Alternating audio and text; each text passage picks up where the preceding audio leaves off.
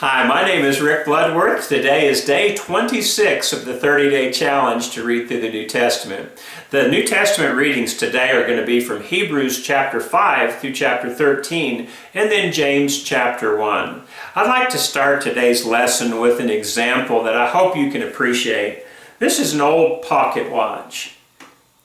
What would you say, if looking at this pocket watch, if I was to tell you that this pocket watch was not made by men, but instead it evolved over a period of billions of years into what we see today, into a timepiece that not only can keep time, but can be wound and set and can actually be something that is productive? What would you say to that?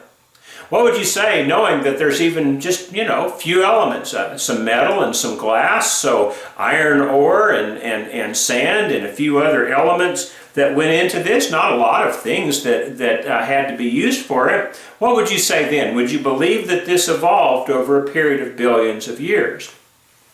How about this pencil?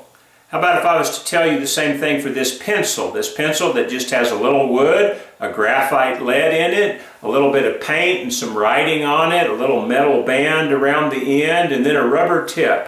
What if I told you that this pencil and all pencils that we see evolved over a period of billions of years? Would you accept that? And the answer is, if you're intelligent, that you would not accept that, because looking at these things, whether we're talking about something as complex as a pocket watch or something that is basic as a pencil, we can see that they had intelligent design. Well, now I want you to think about that with mankind and the theory of godless evolution. Now, I want to say at the outset, I realize that there are some Christians who believe that God used evolution to create the world. I don't have any problem with that. I don't believe that myself. I believe there's too much evidence against evolution to say that that was the way that God created the heavens and the earth. And I also believe that there are writings that would indicate that He created the world in a different way. But if you still believe in God and you just believe differently than I do as far as how He created the world, consistent with the Bible, again, I have no problem with that. We can still be friends. We'll just respectfully disagree. This particular discussion, though, are for those who believe in a godless evolution. For those who believe that it is just too great of a stretch of the imagination to believe in an eternal God who created the world with an intelligent design. Well, how do they think it was created? Well, if you talk to them, most of them believe in a Big Bang theory. They believe that there was gas out in the atmosphere somewhere that just exploded at one point. And that explosion set off a series of chain reactions that eventually ended in the world and all the rest of the planets being formed. And from that same explosion, there were certain things that came about, certain one-cell creatures that were just floating around in the water that at some point evolved into everything from trees to bugs to men. Well, and then you start talking to them about this process of evolution, and they will, at the very end, tell you that apes evolved into men after this long series of evolution that they talk about. Well, you look at that and think about that just for a moment, and you think about the idea of evolution, and you think about what they call the missing link. Do you know that we have millions of fossil records of apes? Do you know that we have millions of fossil records of mankind? Well, maybe not all are fossilized yet, but certainly the bones of apes and the bones of men, we have millions of them. We also have incredible fossil records of both. But do you know what we don't have? We don't have any fossil records of missing links, nor do we have any missing links walking around today. Why do you think that is? Why do you think for something that is called a scientific theory that there's no science to back it? Don't you think that an intelligent science looking at millions here and millions there and zero here would have to honestly conclude that the reason that there's zero here, no missing links, is because there's no missing link and therefore there is not an evolution that happened? Well, again, the reason I believe most people believe that is because they don't want to believe in God. Because if they believe in God, then there are going to be certain things that they have to do. They're going to have to read His Word and find out what He has to say. And then they're going to have to do it. But let's get back to the idea on this as far as why I believe it is so illogical to believe in a godless evolution. You see, at the very basis of it all, they don't believe in God because they can't believe in someone who was always there, an eternal God who designed the world intelligently. But you know what they do believe in? They believe in eternal gas, because when you ask them, where did these gases come from that exploded to start all this off billions of years ago, they will tell you unashamedly, oh, they were always there. And so which do you think it takes more faith to have? Belief in an eternal God or belief in an eternal gas? I'm putting my money on God. As a matter of fact, I'm staking my eternity on God. But do you realize that those who do not believe in God are also staking their eternity on the lack of that belief? Now, which one do you think has more faith?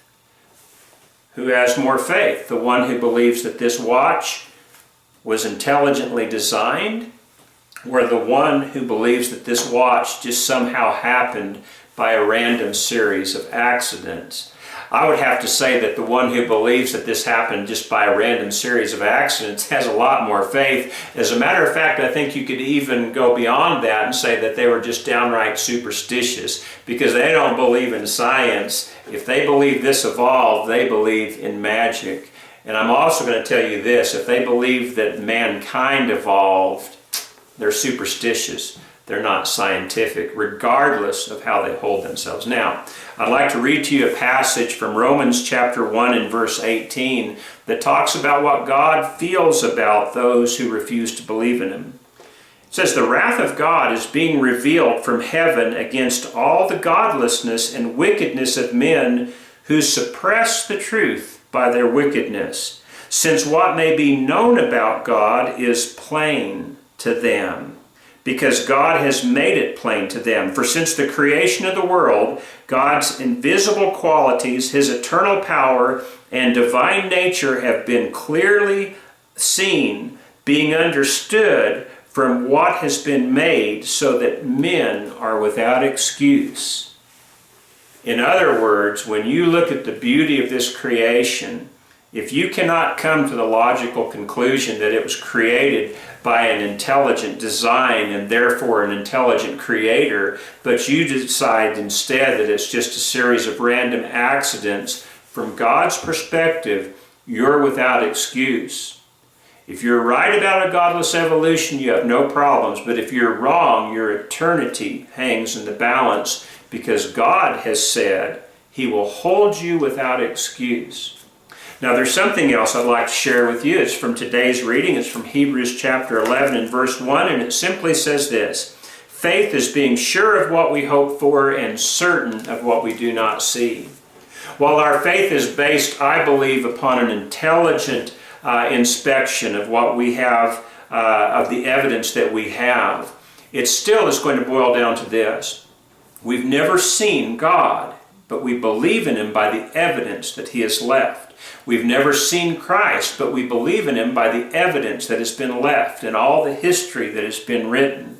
Well, we can't see the wind either, but an intelligent mind can see the effects of the wind. They can see the dust in the air. They can see the trees bending to the wind, and so they can conclude that there is something called wind, even though they can't see it. That's an intelligent conclusion. We can look at this creation, from a delicate flower to a little bug to the complexity of a human being, and we can realize that there had to be an intelligent creator.